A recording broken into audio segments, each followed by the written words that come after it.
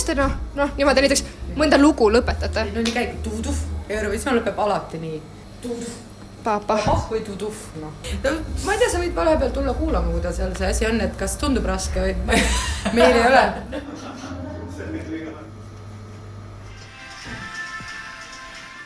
Anna, maybe like just one more backsinger. You know, like with Kaire and Dagmar, maybe, yes, okay.